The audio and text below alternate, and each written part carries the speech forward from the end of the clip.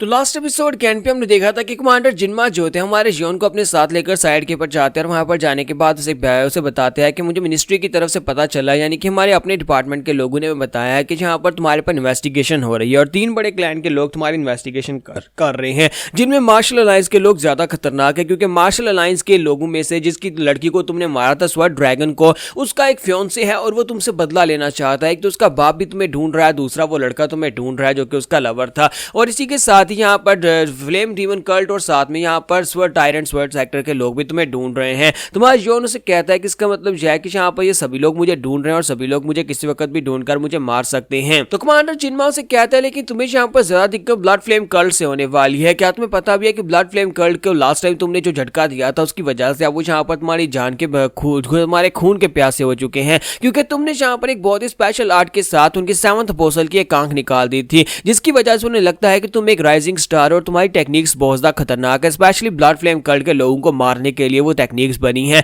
Blood flame cult के apostles को मारना इतना भी आसान नहीं है, लेकिन अब यहाँ पर अगर 7th अपोस्टल या फिर कोई और अपोस्टल तुम्हारे सामने आ जाता है, तुम अभी यहाँ पर तैयार नहीं हो उनसे फाइट करने के लिए। इसका मतलब यह है कि तुम्हें यहाँ पर काफी ज्यादा खतरा हो सकता है। तो हमारा जोन उसे कहता है कि हाँ आपने बिल्कुल ठीक है, फिलहाल के लिए मैं यहाँ पर इतना स्ट्रॉन्ग नहीं हूँ कि मैं किसी अपोस्टल को अकेले फाइट करके हरा सकूं। लास्ट टाइम मैं काफी ज्यादा लकी था। तो जिनमा से कहते हैं कि मुझे लगता है कि झांगू के अंदर यहाँ पर जो फाइट होने वाली है इसके अंदर तुम्हें ज्यादा से ज्यादा सीखने की जरूरत है। जितनी जल्दी तुम यहाँ पर अपने आप को अपग्रेड करोगे तुम्हारे लिए उतना ज्यादा बेहतर रहेगा। और साथ ही मैं चाहता हूँ अब क्योंकि तुम यहाँ पर झांगू में आगे बढ़ रहे हो, इसी वजह से तुम्हें अपने गार्ड्स को अप रखना होगा, हर वक्त अपने आसपास ध्यान रखना। तो इसी के साथ यहाँ पर से नेक्स्ट सीन में साउथर्न एंड शानडोंग का दिखाया जाता है कि इन लोगों को जीनान प्रोविंस के अंदर जाकर उनकी जो ब्रांच होती है हांगबू क्लैन की उसको डिस्ट्रॉय करना है। तो ये तीनों ही जो होते हैं वहां पर जाकर एक रेस्टोरेंट में बैठे होते हैं, वहां पर बैठकर बातें कर रहे होते हैं और कहते हैं कि यहाँ पर देखो तो सही, इस गांव के अंदर जितने भी लोग हैं वो सारे के सारे एल्डरली लोग हैं, यानी कि बुढ़े या फिर 40 साल से ज्यादा उम्र के लोग हैं। इसका मतलब यह है कि ये बात वाकई में सच है कि इन लोगों ने हांगबू क्लैन के लोगों ने जितने भी यंगस्टर्स थे उन सभी लोगों को यहाँ पर से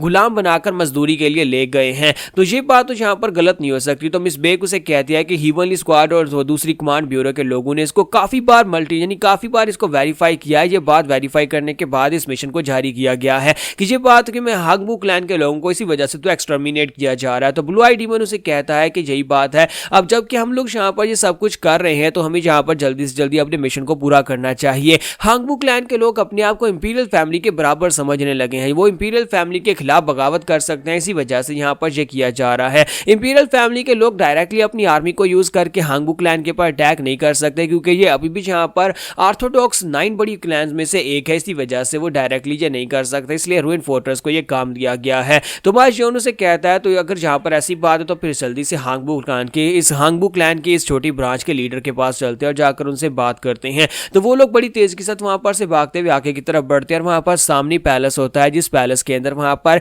हांगबू क्लैन की यंग मिस रहती है। तो हांगबू क्लैन की एक लड़की की शादी जहां पर एक नोबल के साथ हुई है जो कि इस गांव का मेयर है। तो वो लोग सीधा जाकर मेयर के दरवाजे को तोड़ते हैं। तो हमारा जीवन जो होता है वहां पर जाने के बाद अपनी स्पेशल आर्ट्स को यूज करते हुए दरवाजे के ऊपर अटैक करता है, दरवाजे को तोड़ देता है। और उस दरवाजे को तोड़ने के बाद वो लोग वहां पर से अंदर की तरफ आते हैं, जहां पर नोबल सामने बैठा होता है, 4-5 लड़कियों को अपने साथ लेकर वहां पर पीपी का टल्ली हो चुका है। जैसे ये लोग वहां पर अंदर आते हैं तो अंदर आने के बाद उनमें से कोई भी यहाँ पर उनके पास ध्यान नहीं देता, क्योंकि सभी लोगों ने काफी हद तक पी रखी होती है और जहां पर वो लोग जाकर उनके सामने खड़े हो जाते हैं, लेकिन इसके बावजूद सामने से कोई रिएक्शन नहीं आता। तो उसी के साथ ही नोबल जो होता है वहां पर पहले क्योंकि पी का टल्ली हो चुका होता है तो वहां पर बैगी बातें कर रहा था और कहता है देखो तो यहाँ पर हीनान के हीरोज फिर से आ गए हैं और इस बार तो इन लोगों ने हमारे दरवाजे को भी तोड़ दिया है। लेकिन आए जहाँ पर दरवाजे को तोड़ने की जरूरत ही क्या थी, वो लोग सीधा भी तो अंदर आ सकते थे। फिर साथ ही वो कहता है कि इस तरह के लो लाइफ यानी कि इस तरह के घटिया लोगों को पता नहीं कॉन्फिडेंस कहां से मिलता है कि वो हांगबू क्लैन को आकर चैलेंज कर सके। शायद उन्हें मेरे बारे में पता नहीं है कि मैं इस गांव का मेयर हूं।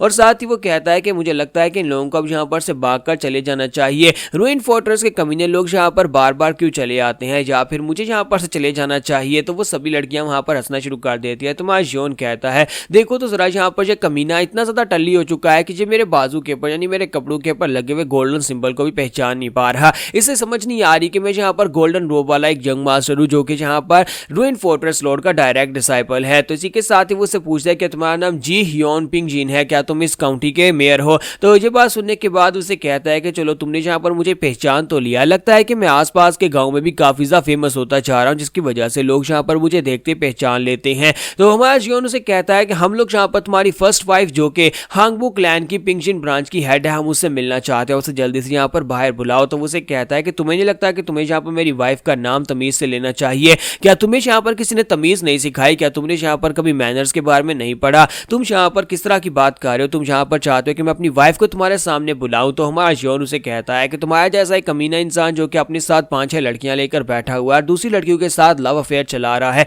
जबकि तुम्हारी जो लॉफुल वाइफ है वो हांगबू क्लैन की औरत है, उसके बावजूद तुम यहाँ पर ये सब कुछ कर रहे हो। तो इसी के साथ एक लड़की वहां पर पीछे से निकल कर आते जो कि हांगबू क्लैन की लड़की होती है। वो उनसे कहती है मेरा नाम हांगबू मिमी है और मेरा टाइटल आर्टिसियन स्वर्ड्स मेडन का है और मैं जोम रैंक की वाइफ हूं, यानी कि मैं इसकी कानूनी वाइफ हूं और सबसे पहली और कानूनी वाइफ। तो इसी के साथ ही वो लोग जो होते हैं उसकी तरफ देखते हैं। तो मिमी उन लोगों से कहती है कि तुम सभी लोग यहाँ पर क्या करने के लिए आए हो? तुम्हें नहीं लगता कि तुम लोगों ने यहाँ पर जो घटिया बात किया और जहाँ पर जिस तरह से तुमने हमारा दरवाजा तोड़ा और आकर हमारे यंग मलोड के सामने आकर खड़े हो गए हो, तुम्हारा यहाँ पर एक बाजू कटना चाहिए। पहले तो मैं यहाँ पर तुम्हारा बाजू कटवाने वाली थी, लेकिन अब जबकि तुमने यहाँ पर मेरा नाम बदतमीजी से लिया है तो फिर मैं तुम्हारी गर्दन कटवाऊंगी। और साथ ही वहां पर हांगबू क्लैन के गार्ड्स निकल कर आ जाते हैं और उन्हें चारों तरफ से घेर लेते हैं। और जियोन जो होता है वहां पर उन गार्ड्स की तरफ देखता है, फिर साथ ही वहां पर मिमी उन लोगों से कहती है कि अब यहाँ पर तुम मरने वाले हो। पहले तो हम लोग यहाँ पर इस बात को इग्नोर कर देते, लेकिन अब तुमने यहाँ पर हमारे साथ बदतमीजी की है। तुम्हारा जियोन से कहता है क्या तुम वाकई में यहाँ पर मेरे बाजू और मेरे सर के बारे में बात कर रही हो?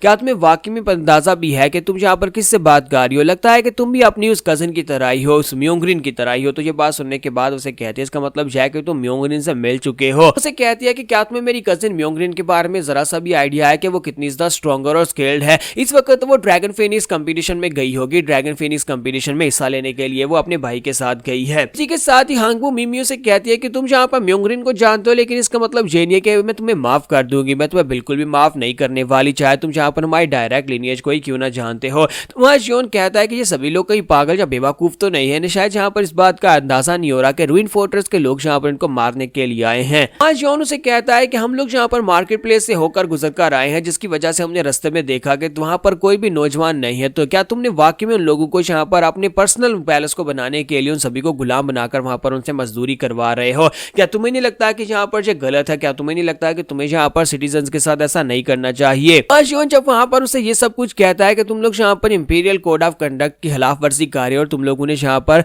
इन ह्यूमन राइट्स का भी नाजायज फायदा उठाया, तो ये बात सुनते ही वहां पर मेयर जो होता है जोर जोर से हंसना शुरू कर देता है। सभी गार्ड भी वहां पर हंसना शुरू कर देते हैं। तो मिमियो से कहते हैं कहीं तुम्हारा दिमाग तो नहीं खराब हो गया? तुम लोग यहाँ पर झांगू के अंदर फैलने वाले रूमर्स को मानते हो? तुम्हें लगता है कि यहाँ पर जो बातें फैल रही हैं वाकई में सच है? हाँ, ये बात वाकई में सच है। हम लोगों ने यहाँ पर जितने भी लोग थे उन सभी लोगों को यहाँ पर से गुलाम बनाकर अपने लिए रखा है ताकि वो लोग हमारे लिए नए पैलेस का बंदोबस्त कर सके। वो लोग वहां पर एक नया पैलेस बनवा रहे हैं, हांगबू क्लैन के लोग एक नया इंपीरियल पैलेस बनवा रहे हैं, जिसकी वजह से हमें यहाँ पर बहुत सारे मजदूरों की जरूरत थी। जबकि मेयर उसे कहता है कि तुम भी हमारे बारे में जानते हो कि मैं एक नोबल रेस से हूँ और नोबल रेस होने का मतलब यही है कि हम लोग यहाँ पर इस दुनिया के अंदर सबसे बेस्ट लग्जरीज को अफोर्ड कर सकते हैं और सबसे बेस्ट चीज को हम लोग एंजॉय कर सकते हैं। इसका मतलब यह है कि ये सभी लो लाइफ के इंसान जो है हमें सर्व करने के लिए हैं। तो ये बात सुनने के बाद मां जियोन जो होता है वो गुस्से के साथ से कहता है तो तुम यहाँ पर इंपीरियल लॉज को मानने से मना करते हो, जहाँ पर नोबल्स और ह्यूमन लाइफ्स दोनों को यहाँ पर बराबरी के राइट्स मिल रहे हैं। तो यहाँ पर हम लोग अपनी एपिसोड 59 का एंड करेंगे और नेक्स्ट एपिसोड में देखेंगे कि हमारा जियोन इन दोनों के साथ क्या करेगा। एपिसोड की एक्सप्लेनेशन अच्छी लगी हो तो कमेंट करके जरूर बताइएगा और वीडियो को लाइक करना मत भूलिएगा। Thank you.